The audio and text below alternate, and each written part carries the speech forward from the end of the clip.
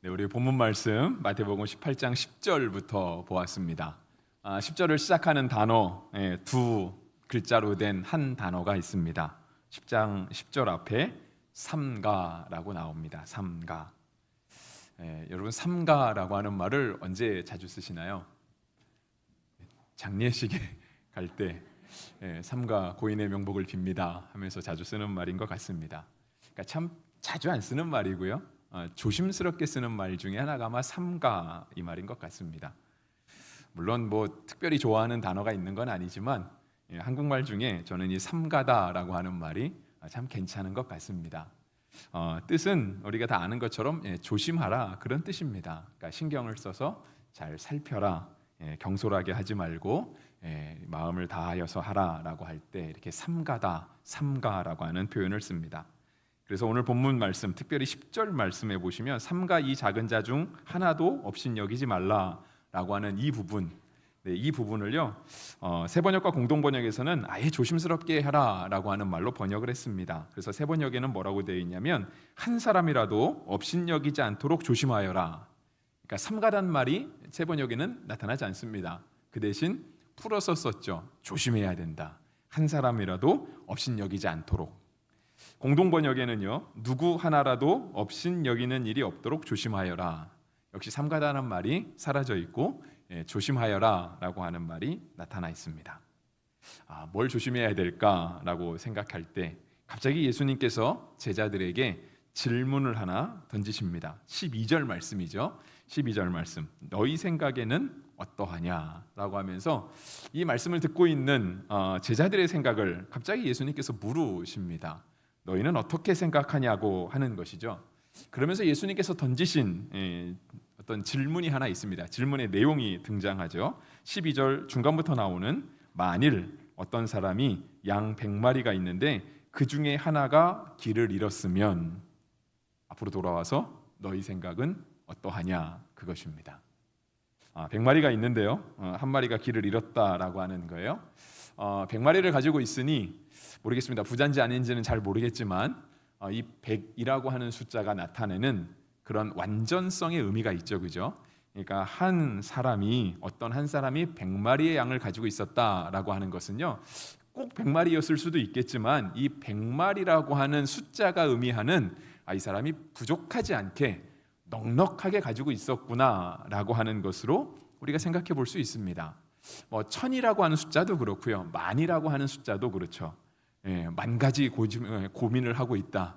우리의 고민이 꼭 만 가지까지는 안 되지 않을까 싶은데요. 만 가지 고민이라고 하는 건 우리의 생각 속에 고민이 그렇게 많다라고 하는 걸 뜻하는 거죠.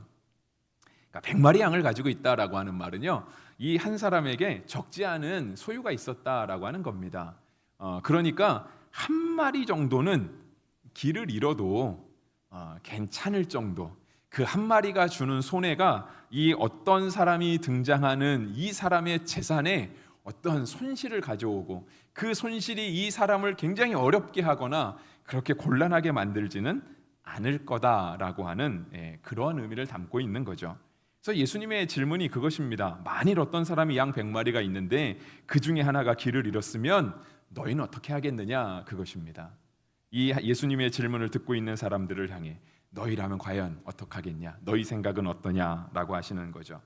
근데 예수님께서 바로 이 12절에 이어서 아예 예수님께서 대답을 하십니다. 질문을 하시고 예수님이 또 대답까지 하십니다. 예수님의 대답은 무엇이었냐면 그 중에 하나가 길을 잃었으면 그 99마리를 산에 두고 가서 길 잃은 양을 찾지 않겠느냐입니다.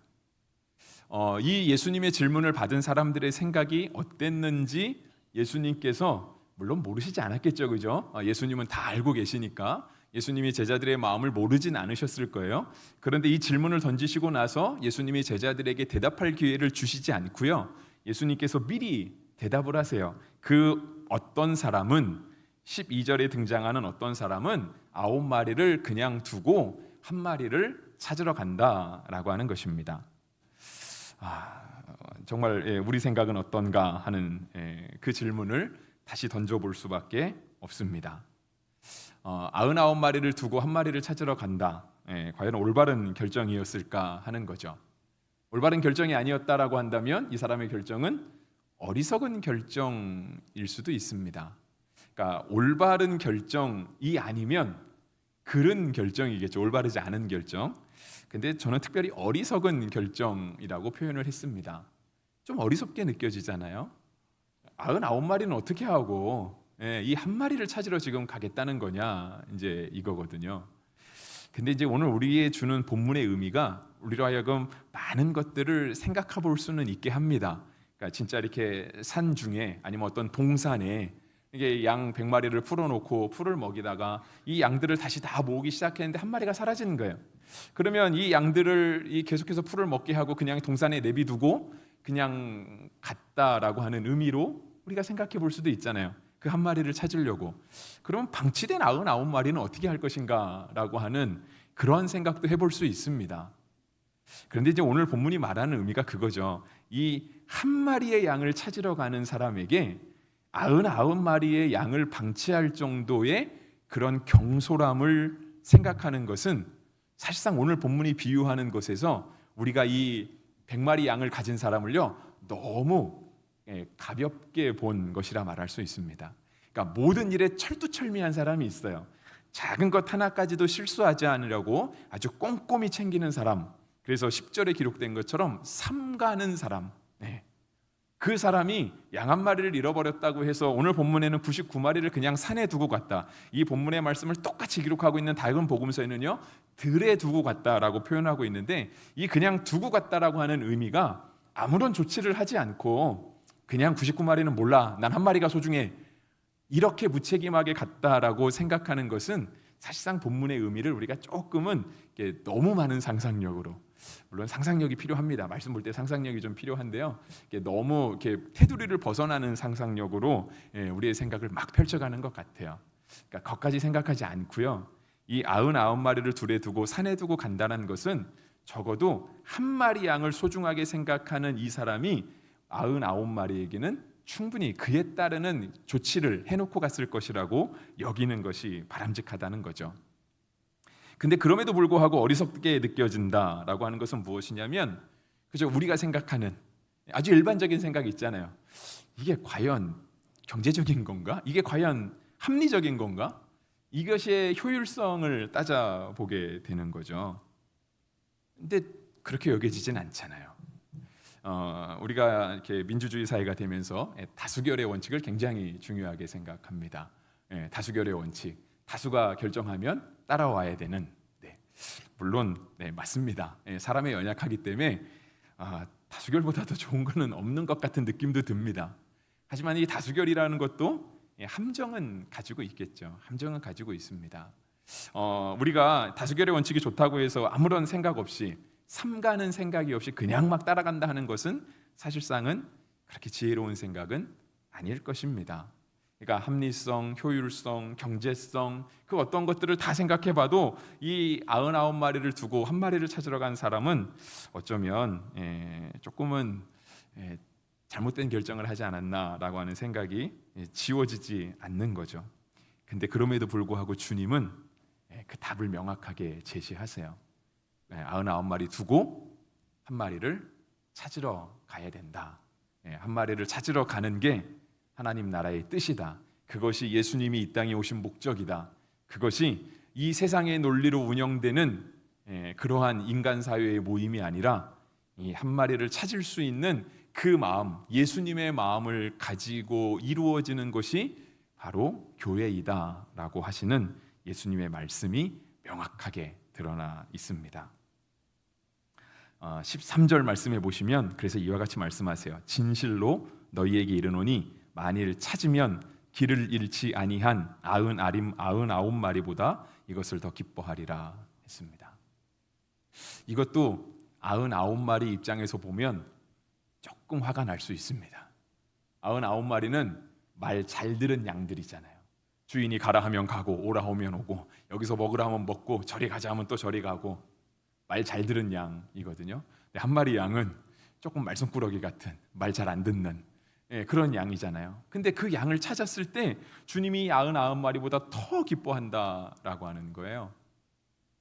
참 쉽게 받아들이기는 어려운 부분이지만 주인의 이 100마리를 가지고 있는 양, 이 주인의 생각, 한 마리 잃어버리면 찾으러 가는 것, 그것이 세상의 합리성이나 경제성이나 효율성이나 그 어떠한 걸로 따져도 말은 안 되지만 그거를 찾으러 가는 게 하나님 나라의 법칙이라고 한다면 그 양을 찾았을 때 우리가 기뻐하는 것, 다 같이 즐거워하는 것, 그것은 바로 또한 하나님의 뜻이 된다라고 하는 거예요. 우리가 이러한 비유를 마태복음 25장에서도 찾을 수 있죠. 그 25장이 아닌 것 같습니다. 제가 헷갈렸는데 탕자의 비유, 탕자의 비유. 탕자의 비유 생각하면 한 주인에게 두 아들이 있잖아요. 근데 큰 아들은 괜찮죠, 그죠? 열심히 일합니다. 근데 둘째 아들은 어떻게 생각해요? 나가잖아요. 아버지 제 거 주십시오. 가겠습니다. 나갔는데 우리가 잘 알고 있는 것처럼 허랑방탕하고 다 잊어버리죠. 근데 다 잊어버리는 중에 이 집 나간 탕자가 아버지의 집을 생각하고 돌아오잖아요. 아버지가 그 아들을 기다려줘요. 옛날 표현에 비하면 상거가 먼데, 아직도 길이 먼데 아버지가 그 멀리서 돌아오는 아들을 보고 맞아줍니다. 그러면서 잔치를 벌이는 거예요. 우리 같으면 그죠? 매를 때려도 속이 시원하지 않을 텐데 주님이 그 아들을 향해 잔치를 벌이는 거예요. 소를 잡아요. 살찐 소.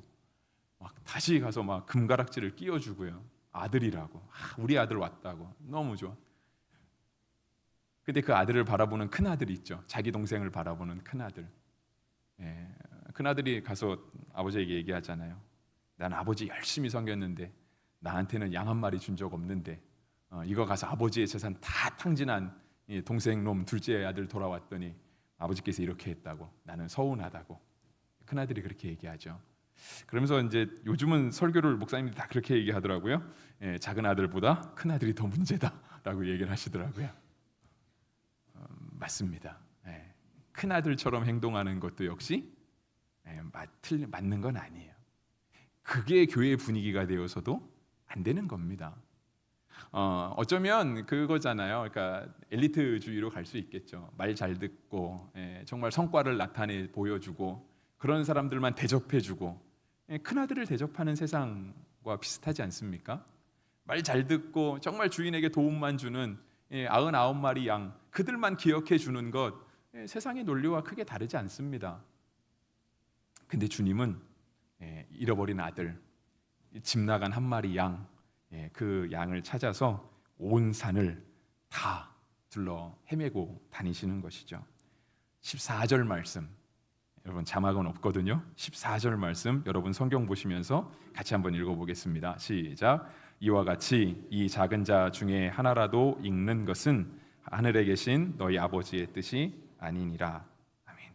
하나님의 뜻이 뭐라고 적혀 있죠? 하나라도 잃어버리는 것은 하나님의 뜻이 아니다라고 하는 거예요. 목회를 하는 목회자도 마찬가지고요. 또 우리 목회자님들을 도와서 순을 운영해주는 순장님도 간혹가다 그런 답답함들을 느끼시지 않을까 싶어요. 주의 뜻이 뭘까? 순원들을 만나다 보면 그들과 함께 이야기를 하다 보면 우리가 이들을 어떻게 도와줄 수 있을까? 그러니까 함께 공감을 해주는 거는 할 수 있을 것 같은데 실질적으로 어떻게 이 어려움들을 호소하고 또 기쁨을 나누는 분들에게 어떻게 함께 해줄 수 있을까라고 하는 과연 주의 뜻이 뭘까 고민할 때가 있습니다. 성경이 말씀하신 하나님의 뜻은 바로 이것입니다. 작은 자 중 하나라도 잃어버리지 않는 것, 그게 주의 뜻이라고 하는 거예요. 정말 우리의 순이 사랑이 넘치고 기쁨이 넘치고 안 모이면 모이고 싶고 안 가면 생각나고 그런 순이 되기를 원하십니까? 주의 뜻을 따라야 돼요. 한 사람이라도 잃어버리지 않으려고 하는 그러한 사랑을 품고 있는 그러한 순이 돼야 가지 않겠습니까? 근데 내가 어떤 순에 속해 있는데 나 하나쯤 안 가도 뭐 알지도 못하던데 우리 성도분들이 목회자들에게 서운해하시는 거 하나가 그거 같아요. 내가 이렇게 어려운 일이 있는데 우리 목사님이 한 번도 연락도 안 하고 알아주지도 않고 서운하잖아요, 그죠? 서운하죠. 순원도 마찬가지지 않을까 싶은 거예요. 많은 일을 바쁘니까 순장님이라고 해갖고 세상 사는 일이 없는 건 아니잖아요. 해야 될 건 다 해야 되잖아요. 직장 다니시는 분은 직장도 다녀야 되고 가정도 돌봐야 되고 또 이것저것 다 해야 되잖아요. 근데 순도 돌봐야 되거든요. 그러다 보면 하나하나 다 못 챙기는 게 이해는 되기는 하지만 머리로는 분명 이해가 되는데도 불구하고 왠지 모르게 가슴으로 서운한 거는 지울 수가 없는 거거든요. 그래서 우리 주님이 말씀하시는 거예요. 하나라도 잃어버리지 않는 것, 작은 것 하나라도 챙길 수 있는 것, 그것이 바로 주의 뜻이라고 말씀하시고요. 우리가 그 마음을 가지고 교회 생활하고 그 마음을 가지고 순을 운영해 갈 때 우리 안에 비록 작지만 하나님의 나라가 이루어지게 되는 것이죠. 오늘 순장 세미나에서 할 말은 이게 답니다. 아까 광고 드렸던 것처럼 우리가 그냥 이 주님의 마음을 가지면 돼요. 어떻게 하면 잘할 수 있을까요? 여러분, 목사는 어떻게 하면 목회 잘할까요? 어른 목사님들이나 선배 목사님들이 그러더라고요. 왕도는 없다고. 목회 잘하는 길은 없다라고 하는 거예요. 그 대신 많은 것들을 이야기해줘요. 어떤 분은 새벽 예배에 목숨을 걸었대더라. 어떤 분은 또 막 설교 준비를 막 일주일에 4일 5일씩 한대더라. 어떤 분은 1년 내내 신방만 다니신대더라. 어떤 분은 기도만 그렇게 하신대더라. 많은 이야기들을 해요. 근데 다 듣고 나면 그래도 역시 왕도는 없는 것 같아요. 어떤 거가 진짜 목회를 잘하는 길인지. 근데 여기에서 우리가 조심해야 돼요. 목회를 잘한다는 것과 교회를 부흥시킨다는 것은 다른 의미거든요. 근데 우리가 생각하는 것 속에 목회를 잘하는 사람은 교회를 부흥시킬 거야라고 하는 그런 생각들 가운데 넘어갈 수가 있어요. 숫자가, 그 수치가 의미하는 거에 넘어갈 수가 있거든요. 물론 저도 그렇게 목회 잘했으면 좋겠습니다. 숫자가 막 늘어나는 목회 저도 하면 좋겠어요. 근데 거기에 매이기 시작하면은요, 그렇죠? 이게 목회가 잘 될 리가 없잖아요. 숫자에 신경 쓰는 거. 여러분, 우리가 신경 쓰는 거는요, 잃어버린 한 영혼에 신경 쓰는 거지, 그 숫자 하나라도 어떻게 더 보태보려고 그 숫자에 신경 쓰는 거는 아니다라고 하는 거예요. 주님의 마음을 갖는 거죠. 주님의 마음을 갖는 거예요. 우리 순장님들도 하는 건 사실상 그게 다이지 않나요? 그 주님의 마음을 갖는 것. 어떻게 하면 순 운영 잘하나? 주님이 하셨던 것처럼. 그럼 주님은 어떻게 하셨는데요? 우리가 성경에서 주님이 하신 걸 찾아볼 수 있는데요, 오늘 본문에 의하면 그냥 그거 하나예요. 잃어버린 자를 찾는 것. 99마리, 99마리가 어떻게 됐다, 여기에 신경 쓰지 마세요. 주님은 잃어버린 자를 찾으려고 하시는 그러한 풍성한 사랑, 정말 삼가서 조심하면서 온 신경을 집중하면서 그 사람을 돌보고자 하는 마음을 우리 예수님께서 가지고 계셨다라고 하는 것입니다. 그래서 그냥 이 마음을 우리가 모르지 않았잖아요, 그죠? 몰랐던 사람 누구 있나요? 근데 그냥 우리도 순장하다 보니까, 우리도 바쁜 세상 살다 보니까 그런 것들을 자꾸 놓치게 된 거죠. 잊어버리게 되고 그렇게 기운 빠지게 되고, 성경은 우리에게 선을 행하다가 낙심하지 말아라 하는데 자꾸 낙심하게 되고, 그냥 내년엔 그만둘까? 더 좋은 사람이 하면 나보다 더 잘하지 않을까? 네. 여러분, 더 좋은 사람이라고 하면 그 사람은 있을지 모르겠습니다. 나보다 잃어버린 사람을 더 챙기는 사람, 그 사람은 더 잘할지도 모르겠습니다. 근데 그런 사람이 있으면 그 사람에게 양보하지 마시고요, 그 사람을 또 다른 순의 순장으로 세우시면 돼요. 나도 예수님의 마음을 갖고, 누가 그런 마음을 가지고 있으면 그 사람도 순장으로 세워주고, 우리 교인들 다 순장하면 어떻습니까? 우리 모두가 다 이 마음을 가지고 있을 수 있다라고 한다면, 그 누가 고민하지 않고 그 누가 그렇게 막 힘쓰지 않아도 우리의 순이, 우리 교회가 정말 예수님의 마음으로 가득한 교회와 가득한 순이 되지 않겠습니까? 그래서 이 마음을 다시 한번 우리가 되새기는 것으로 순장 세미나를 마치려고 합니다. 조금 짧은가요?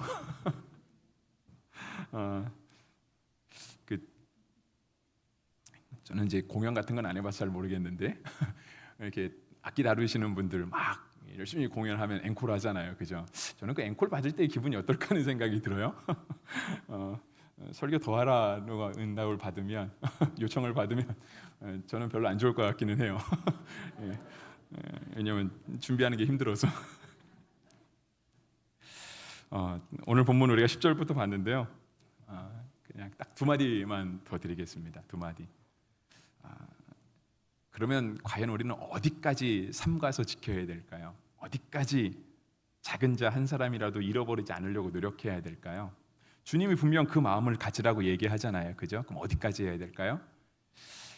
오늘 본문 앞에 위치한 6절부터 보시면 이건 조금 심화 학습에 해당하는 겁니다. 조금 한 단계 더 나아가는 거예요. 지금까지 한 얘기인 것보다 한 단계 더 나아가서 6절부터 9절 말씀에 보시면 굉장히 무서운 말씀이 적혀 있습니다.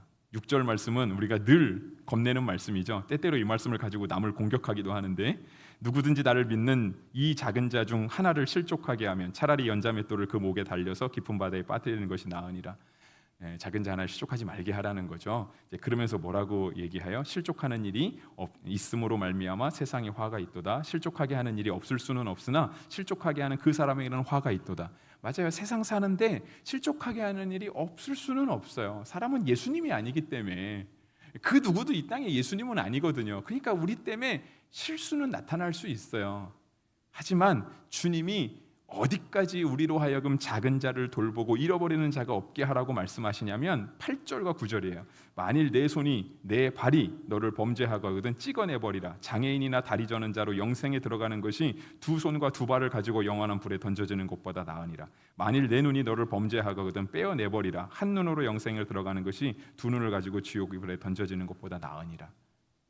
여러분 천국 가고 싶잖아요, 그죠? 다 우리 천국에서 만나게 되기를 바랍니다. 근데 천국에 가면 완전한 모습으로 가야 될까요? 이 땅에서 영적 싸움 많이 해갖고 상처투성이 모습으로 가야 될까요? 뭐가 더 영화로울까요?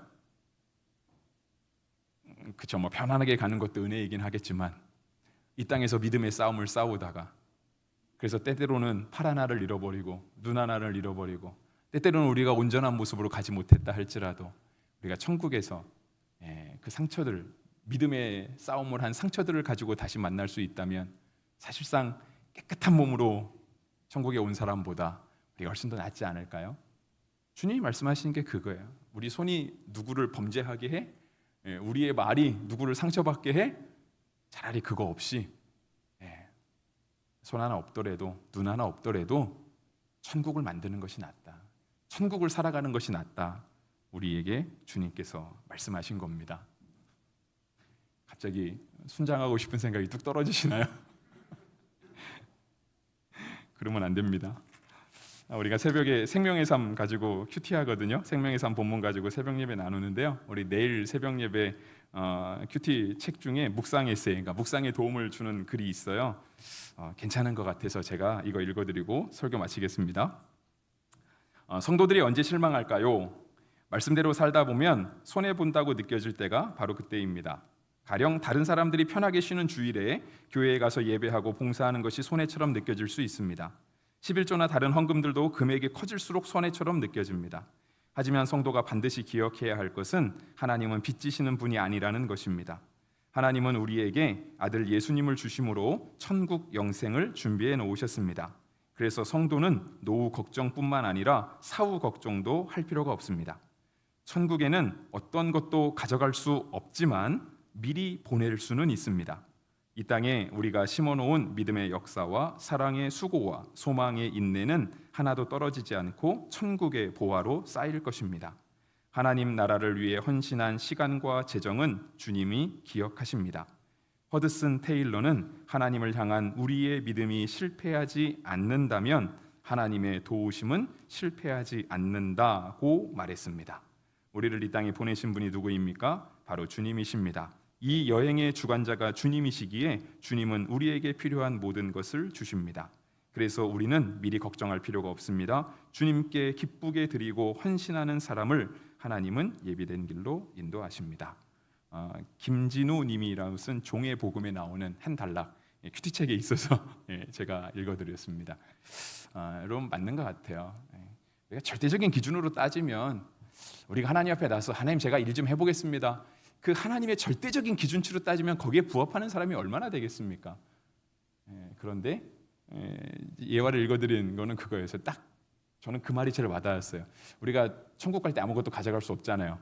심지어 예수님 믿지 않는 사람도 저 세상에 갈 때 아무것도 가지고 못 간다고 생각하고 우리가 그렇게 알고 있잖아요. 우리가 천국 갈 때 가지고 갈 수 있는 건 하나도 없는데요. 이 글을 쓰신 분의 말에 의하면 가져갈 수는 없지만 우리가 미리 보내놓을 수는 있다라고 하는 거예요. 근데 뭘 보내놓는 거예요? 우리의 헌신, 우리의 눈물, 우리의 수고, 연약한 자를 위하여, 작은 자를 위하여 섬겼던 그 열정들, 그것들은 우리 하나님께서 잊지 않고 우리를 위해서 쌓아놓으시겠다라고 말씀하신 거죠. 우리 예수님의 말씀 가운데 예수님이 우리를 그렇게 부르시잖아요. 우리에게 그러한 기회도 주시고요. 우리 모두가 다 예수님도 그렇게 사셨으니까 우리 예수님 붙잡고 예수님 때문에 힘 얻어서 우리 잘 사명 감당할 수 있는 우리 모든 순장님들 되기를 주의 이름으로 축복합니다.